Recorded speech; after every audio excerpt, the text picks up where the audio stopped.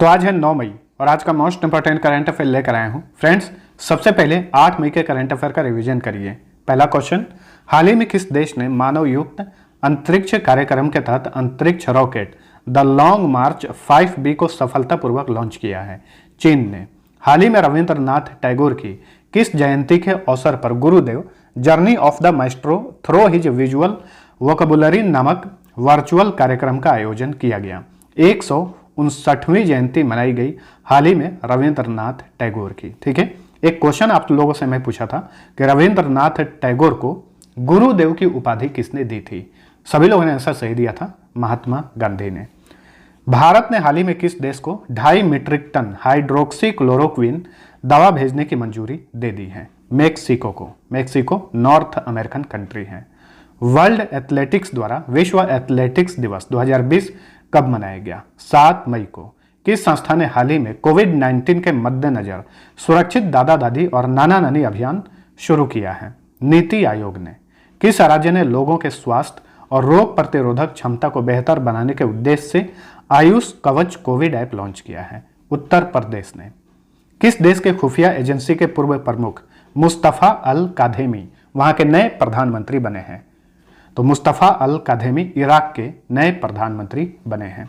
किस राज्य सरकार ने हाल ही में लॉकडाउन के कारण परेशान लोगों को राहत के लिए 1610 करोड़ रुपए राहत पैकेज की घोषणा की है? कर्नाटक की सरकार ने। हाल ही में किस स्थान पर plastic factory LG polymers plant में केमिकल गैस लीक होने से हजारों लोग प्रभावित हुए हैं? आंध्र प्रदेश के विशाखापट्टनम में यह गैस लीक हुआ है। इस गैस का नाम है स्टायरीन गैस। इस गैस का इस्तेमाल प्लास्टिक, टायर्स आदि बनाने में किया जाता है। भारत की पहली मोबाइल कोविड-19 टेस्टिंग बस कहां शुरू हुई है? मुंबई में। हाल ही में launch Vijyant at Kargil the life of a Kargil hero पुस्तक के लेखक कौन है? वी.एन. थापर और नेहा द्विवेदी। निम्न में से किसे श्रम और रोजगार मंत्रालय के अधीन श्रम ब्यूरो का महानिदेशक बनाया गया है? डीपीएस नेगी को। वर्तमान में श्रम और रोजगार मंत्रालय के मंत्री कौन हैं? संतोष के गंगवार राज्य मंत्री हैं, उनके पास स्वतंत्र प्रभार है। अब चलिए आज का करंट अफेयर देखते हैं। पहला क्वेश्चन, केंद्र सरकार ने विदेशों में फंसे भारतीयों को वापस लाने के लिए किस मिशन के तहत 64 उड़ानें संचालित करने की घोषणा की है? Vande Bharat mission. Option B सही उत्तर है। 7 मई से लेकर 13 मई तक उड़ानें संचालित की जाएंगी और 12 देशों में 14,800 भारतीय जो फंसे उन्हें वापस लाया जाएगा। किस एयरलाइंस की मदद से? एयर इंडिया की मदद से। तो इस मिशन का नाम है वंदे भारत मिशन। ठीक है, हाल ही में भारतीय नौसेना ने विदेशों में फंसे भारतीयों को वापस लाने के लिए एक मिशन लॉन्च किया है, उसका नाम है समुद्र सेतु। तो भारतीय नौसेना ने उसे लॉन्च किया है, उसे भी आपको ध्यान में रखना है। रक्षा मंत्रालय ने लेफ्टिनेंट जनरल शेकातकर की अध्यक्षता वाली समिति की सिफारिश पर सैन्य इंजीनियरिंग सेवा में कितने पदों को समाप्त कर दिया है? तो हाल ही में रक्षा मंत्रालय ने MES में 9,304 पदों को समाप्त कर दिया है। MES में कुल पदों की संख्या है 13,157। इसमें से 9,304 पदों को समाप्त कर दिया गया है। यहाँ पे आपको ये ध्यान में रखना है कि किसकी अध्यक्षता वाली समिति ने इसके लिए सिफारिश की थी? लेफ्टिनेंट जनरल शेकातकर की अध्यक्षता वाली समिति ने। आपको बता दें कि MES जो है ये मुख्य रूप से भारतीय सेनाओं, DRDO, आयुर्विज्ञान कारखानों और इंडियन कोस्ट गार्ड सहित भारतीय सशस्त्र बलों के लिए इंजीनियरिंग और निर्माण कार्य प्रबंधन का कार्य करता है। तो इसमें से 9,304 पदों को समाप्त कर दिया गया है। किस उद्देश्य से? रक्षा खर्च बचाने के उद्देश्य से। रक्षा मंत्री कौन है? राजनाथ सिंह। हाल ही में केंद्रीय सड़क परिवहन और राजमार्ग मंत्रालय ने अगले 2 वर्षों में राजमार्गों के निर्माण पर कितने लाख करोड़ रुपए खर्च करने की घोषणा की है? तो हाल ही में केंद्रीय सड़क और परिवहन मंत्रालय ने अगले 2 वर्षों में राजमार्गों के निर्माण पर 15 लाख करोड़ रुपए खर्च करने की घोषणा की है। ऑप्शन डी सही उत्तर है। वर्तमान में केंद्रीय सड़क परिवहन और राजमार्ग मंत्री कौन है? नितिन गडकरी। उनके पास MSME मंत्रालय भी है। संयुक्त राष्ट्र पर्यावरण कार्यक्रम ने राष्ट्रीय सद्भावना दूत के रूप में किसका कार्यकाल 2022 तक के लिए बढ़ा दिया है? दिया मिर्जा यूएनईपी में गुडविल एम्बेसडर हैं। इनका कार्यकाल खत्म हो रहा था, लेकिन अगले 2 वर्षों के लिए इनका कार्यकाल बढ़ा दिया गया है। तो ऑप्शन सी सही उत्तर है इसका। ठीक है, दिया मिर्जा वर्तमान में यूएनएसडीजी यानी United Nations sustainable development goals के भी विशेष दूत हैं। ठीक है, यूएनएसडीजी जो है इसका लक्ष्य 2030 तक यूनाइटेड नेशन द्वारा निर्धारित 17 लक्ष्यों को प्राप्त करना है।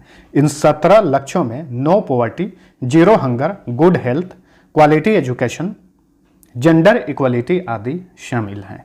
ठीक है, तो यूएनईपी की राष्ट्रीय सद्भावना दूत हैं दिया मिर्जा, और ये वर्तमान में यूएनएसडीजी की भी विशेष दूत हैं। ये भारतीय अभिनेत्री हैं दिया मिर्जा। अब जानिए यूनाइटेड नेशन एनवायरनमेंट प्रोग्राम के बारे में। 1972 में इसका गठन हुआ था। हेडक्वार्टर केन्या की कैपिटल नैरोबी में है। प्रमुख है वर्तमान में इंगर एंडरसन। प्रतिवर्ष विश्व थैलेसीमिया दिवस कब मनाया जाता है? तो प्रतिवर्ष विश्व थैलेसीमिया दिवस मनाया जाता है 8 मई को। ऑप्शन बी सही उत्तर है। इस दिवस की शुरुआत 1994 में थैलेसीमिया इंटरनेशनल फेडरेशन ने की थी। 2020 का विषय बहुत लंबा है। आई होप इतना लंबा विषय नहीं पूछता है, लेकिन आप इसे एक बार पढ़ लीजिए। ठीक है, तो 8 मई को विश्व थैलेसीमिया दिवस मनाया जाता है। यह थैलेसीमिया है क्या? ये एक प्रकार का रोग है। ठीक है, और ये वंशानुगत रोग है। अगर माता पिता के अंदर ये रोग है तो बहुत ज़्यादा चांस है कि बच्चों में भी ये रोग जरूर होगा। ये बहुत ही खतरनाक रोग है। जिस बच्चे को ये रोग होता है 20 से 21 दिन या फिर 1 माह में उसके शरीर में खून चढ़ाया जाता है। 1 सीसी या 1 बोतल खून चढ़ाया जाता है। अगर उसको खून नहीं दिया जाएगा तो वो मर जाएगा। इसका मतलब ये हुआ कि वो बच्चा जिसको थैलेसीमिया रोग है वह दूसरे के खून पर निर्भर है। ठीक है, आप सभी को पता होगा कि जो आरबीसी होता है, रेड ब्लड सेल, उसका आमतौर पर जीवन काल होता है 120 दिन का। लेकिन जिसको थैलेसीमिया रोग होता है उसके आरबीसी का जीवन काल होता है 20 दिन का, और उसका ब्लड जो है बहुत देर से बनता है। इसी की वजह से उसको अलग से खून चढ़ाया जाता है प्रति 21 दिन या फिर 1 महीने में।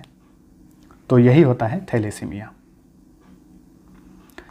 यूनिसेफ द्वारा जारी रिपोर्ट लॉस्ट एट होम के अनुसार 2019 में लगभग कितने मिलियन लोग आंतरिक रूप से विस्थापित हुए?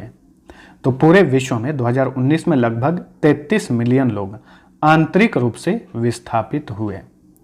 तो यूनिसेफ ने जो रिपोर्ट जारी किया है उस रिपोर्ट का नाम आपको ध्यान में रखना है। लॉस्ट एट होम नामक रिपोर्ट जारी किया है यूनिसेफ ने। ठीक है, इस विस्थापन का प्रमुख कारण है हिंसा, संघर्ष और प्राकृतिक आपदा। 33 मिलियन लोगों में से सबसे अधिक भारत में लोग आंतरिक रूप से विस्थापित हुए 5 मिलियन। दूसरे स्थान पर रहा फिलीपींस, तीसरे स्थान पर बांग्लादेश, चौथे स्थान पर चीन। ठीक है, आंतरिक रूप से विस्थापन का मतलब ये हुआ कि लोग देश से बाहर तो नहीं गए, लेकिन अपने ही देश में एक जगह से यानी अपने घरों को छोड़कर दूसरी जगह विस्थापित हो गए। यूनिसेफ के बारे में जानिए। फुल फॉर्म होता है United Nations International Children's Emergency Fund. 11 दिसंबर 1946 को गठन हुआ था। हेडक्वार्टर न्यूयॉर्क में है। एग्जीक्यूटिव डायरेक्टर हैं हेनरिटा एच फोर। किस राज्य ने सरकारी कर्मचारियों और शिक्षकों की सेवानिवृत्ति की आयु 58 वर्ष से बढ़ाकर 59 वर्ष कर दिया है?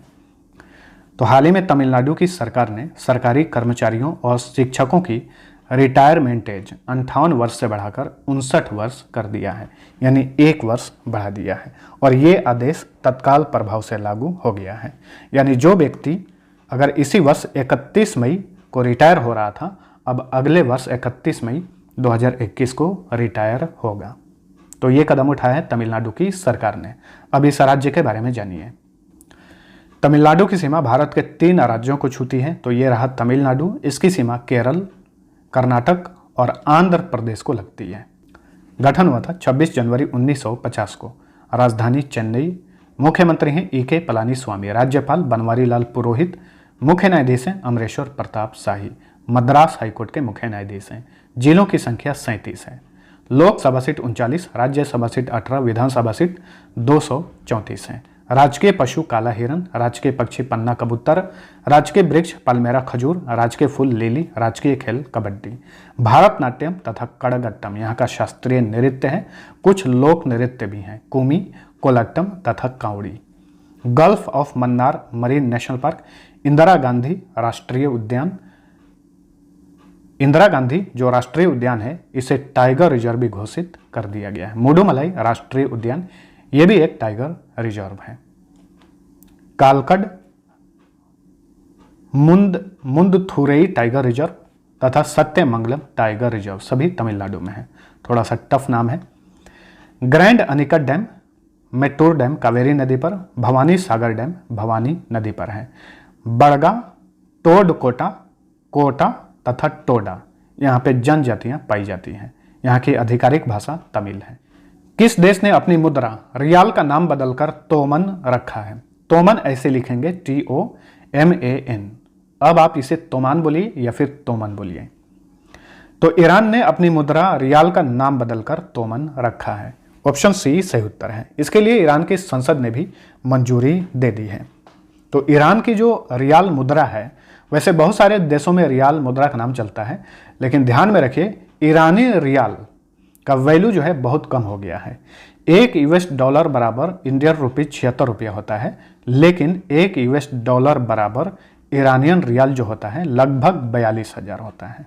तो आप इसी से पता कर सकते हैं कि ईरानियन रियाल की वैल्यू कितनी कम हो गई है। ठीक है, इसी से निपटने के लिए ईरान की गवर्नमेंट ने रियाल का नाम बदलकर तोमन रखा है। 4 जीरो हटाया जाएगा नई मुद्रा में, यानी 10,000 ईरानी रियाल को एक तोमन गिना जाएगा। 10,000 ईरानियन रियाल में से 4 जीरो को हटा दिया जाएगा तो वो एक तोमन माना जाएगा उसे। ठीक है, हालांकि ये पहल 2008 से ही शुरू की गई थी, लेकिन अब जाकर ईरान ने ये कदम उठाया है। और ईरान की ये जो हालत हुई है अमेरिका की वजह से, अमेरिका इस पर परमाणु हथियार को लेकर कई सारे प्रतिबंध ऑलरेडी लगाए हुए हैं। अब यहाँ पे ये जानिए ये जो रियाल है किन किन देशों में मुद्रा का नाम रियाल है। ओमान, येमेन, सऊदी अरब तथा कतर, इन देशों में वहाँ की मुद्रा का नाम रियाल है। लेकिन कंट्री के हिसाब से मुद्रा का वैल्यू जो है कम और ज़्यादा होता है। ईरान की कैपिटल है तेहरान, प्रेसिडेंट है हसन रूहानी, यहाँ की संसद का नाम है मजलिस। केंद्रीय स्वास्थ्य मंत्रालय ने कोविड-19 के मद्देनजर कौन सा ऐप लॉन्च किया है? तो हाल ही में केंद्रीय स्वास्थ्य मंत्रालय ने एक ऐप लॉन्च किया है, उसका नाम है आयुष संजीवनी। ऑप्शन डी सही उत्तर है। ये एप्लीकेशन कोविड-19 का रोकथाम के लिए आयुष चिकित्सा प्रणालियों के उपयोग को बढ़ावा देगा तथा इसी ऐप के माध्यम से लोगों के बीच कोविड-19 के प्रभाव से जुड़े डेटा एकत्रित किए जाएंगे। तो इसे लॉन्च किया है केंद्रीय स्वास्थ्य मंत्रालय ने और इस एप्लीकेशन को विकसित किया है केंद्रीय आयुष मंत्रालय ने। केंद्रीय स्वास्थ्य मंत्री हैं डॉक्टर हर्षवर्धन और केंद्रीय आयुष मंत्रालय के राज्य मंत्री हैं श्रीपद येसो नाइक। लगभग 2 दशक बाद अमेरिका में सूडान गणराज्य के राजदूत कौन बने हैं? तो लगभग 20 वर्षों बाद कोई सूडानी राजनयिक को अमेरिका में राजदूत बनाया गया है। कौन है? नोरेल्डिन सैटिन का नाम है। ऑप्शन ए सही उत्तर है। ठीक है, सूडान जो है, सूडान गणराज्य एक है दक्षिणी सूडान और एक है सूडान, सिर्फ सूडान। इसे रिपब्लिक ऑफ सूडान भी कहा जाता है। अफ्रीकी देश है। इसकी कैपिटल है खार्तूम। प्राइम मिनिस्टर है अब्दुल्ला हमदोक। यहाँ की मुद्रा का नाम है पाउंड। ये जो मुद्रा पाउंड है और भी देशों में चलती है, जैसे कि Egypt, Lebanon, south Sudan, Syria, United kingdom आदि। अमेरिका की बात करें तो अमेरिका की कैपिटल है वाशिंगटन डीसी। वर्ल्ड बैंक, अंतर्राष्ट्रीय मुद्रा कोष दोनों का मुख्यालय वाशिंगटन डीसी में है। राष्ट्रपति हैं डोनाल्ड ट्रंप, 45वें राष्ट्रपति हैं। इसी वर्ष वहाँ पे राष्ट्रपति पद का चुनाव होना है नवंबर माह में। वहाँ की संसद का नाम है कांग्रेस और मुद्रा का नाम है US डॉलर। हाल ही में रॉब गिब्स का 54 साल की उम्र में निधन हो गया। वे क्या थे? तो रॉब गिब्स ये फिल्म निर्देशक थे। ऑप्शन सी सही उत्तर है। एनिमेटेड फिल्मों के राइटर भी थे रॉब गिब्स और ये कहाँ के थे? अमेरिका के। हाल ही में इनका निधन हो गया है। पाकिस्तानी एयरफोर्स में जनरल ड्यूटी पायलट यानी ट्रांसपोर्ट पायलट बनने वाले प्रथम हिंदू पायलट कौन बने हैं? राहुल देव इनका नाम है। ये पाकिस्तानी एयरफोर्स के प्रथम हिंदू पायलट बने हैं। ऑप्शन डी सही उत्तर है। ये पाकिस्तान के सिंध प्रांत के थार परकर के रहने वाले हैं। इनकी उम्र 26 साल है और ये हाल ही में पाकिस्तानी एयरफोर्स में पायलट के तौर पर नियुक्त हुए हैं। ट्रांसपोर्ट पायलट बने हैं, न कि लड़ाकू पायलट। ट्रांसपोर्ट पायलट का मतलब ये हुआ कि ये पाकिस्तानी एयरफोर्स के लिए जो सामान ले जाने के लिए जो प्लेन का इस्तेमाल होता है उसके ये पायलट बने हैं राहुल देव। पाकिस्तान एयरफोर्स के चीफ कौन है? मुजाहिद अनवर खान। अब जानिए पाकिस्तान के बारे में। पाकिस्तान और भारत के बीच में जो सीमा रेखा है उसका नाम है रेड क्लिफ रेखा। वहीं भारत और चीन के बीच में जो सीमा रेखा है उसका नाम है मैकमोहन रेखा। वहीं पाकिस्तान और अफगानिस्तान के बीच में जो सीमा रेखा है उसका नाम है डुरंड रेखा। कैपिटल है इस्लामाबाद। राष्ट्रपति हैं आरिफ अलवी। प्रधानमंत्री इमरान खान। संसद का नाम है नेशनल असेंबली और मुद्रा का नाम है पाकिस्तानी रुपया। तो ये था हमारा आज का करंट अफेयर। वीडियो पसंद आया है तो लाइक और शेयर जरूर करना। अब चलिए लास्ट क्विज का आंसर जानिए। पहला क्वेश्चन था अंडमान निकोबार कमान के 14वें कमांडर इन चीफ कौन बने हैं? मैक्सिमम लोगों ने आंसर सही दिया था, लेफ्टिनेंट जनरल पोडली एस राजेश्वर। दूसरा क्वेश्चन था राष्ट्रीय सुरक्षा सलाहकार अजीत डोभाल को हाल ही में किस यूनिवर्सिटी ने डॉक्टरेट की मानद उपाधि से सम्मानित किया है? हेमवती नंदन बहुगुणा सेंट्रल यूनिवर्सिटी ने। यह यूनिवर्सिटी उत्तराखंड में है। अब चलिए आज का पहला क्विज है। 31 मार्च 2020 को साधारण G20 व्यापार व निवेश मंत्री स्तरीय वर्चुअल मीट का आयोजन वीडियो कॉन्फ्रेंसिंग के माध्यम से किया गया। इस बैठक में भारत का प्रतिनिधित्व किसने किया? दूसरा क्वेश्चन है केंद्रीय पर्यटन मंत्रालय ने कोविड-19 के खतरों और लॉकडाउन के बीच अपने देश से दूर अटके हुए विदेशी पर्यटकों की सहायता के लिए किस पोर्टल को लॉन्च किया है?